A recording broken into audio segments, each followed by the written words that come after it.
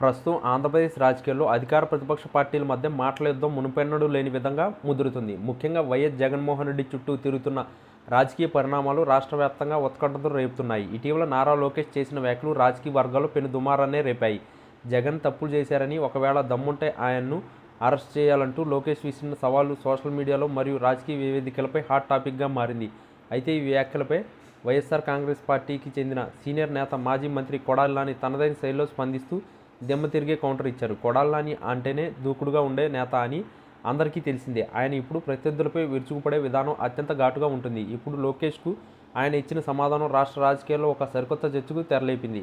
జగన్మోహన్ రెడ్డిని టచ్ చేయడం అంటే అది సామాన్యమైన విషయం కాదని, కోట్లాది మంది ప్రజల గుండెల్లో ఆయనకు ఉన్న స్థానాన్ని తక్కువ అంచనా వేయవద్దని నాని హెచ్చరించారు. అధికారంలో ఉన్నప్పుడు అక్రమంగా కేసులు పెట్టడం ఒక ఎత్తైతే, కేవలం రాజకీయ కక్ష సాధింపు చర్యల కోసం అరెస్టుల గురించి మాట్లాడడం మరొకటని ఆయన విమర్శించారు. లోకేష్కు పరిపక్వత లేదని, కేవలం మీడియా ముందు హైలైట్ కావాలని ఇటువంటి సవాళ్లు విసురుతున్నారని నాని ఎద్దేవా చేశారు. గతంలో కూడా అనేక కుట్రలు చేసిన జగన్ను ఇబ్బంది పెట్టాలని చూసినా ప్రజలే ఆయనకు అండగా నిలిచారని ఈ సందర్భంగా గుర్తు చేశారు.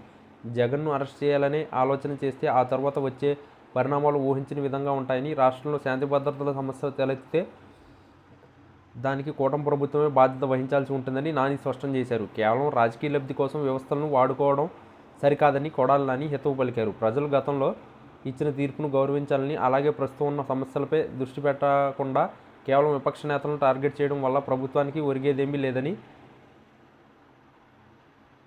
ఆయన విశ్లేషించారు. లోకేష్ చేస్తున్న వ్యాఖ్యలు కేవలం తన కార్యకర్తలను ఉత్తేజితం చేయడానికి చేస్తున్న ప్రయత్నాలు మాత్రమేనని, ఇందులో వాస్తవం లేదని నాని కొట్టిపారేశారు. జగన్మోహన్ రెడ్డి నీతి నిజాయితీలతో రాజకీయాలు చేస్తున్నారని, ఆయనపై వేలు ఎత్తి చూపే అర్హత లోకేష్కు లేదని ఆయన ఘాటుగా సమాధానం ఇచ్చారు. ఈ మొత్తం వ్యవహారం చూస్తుంటే రాబోయే రోజుల్లో ఆంధ్రప్రదేశ్ రాజకీయాలు మరింత రసవత్తరంగా మారే అవకాశం ఉంది.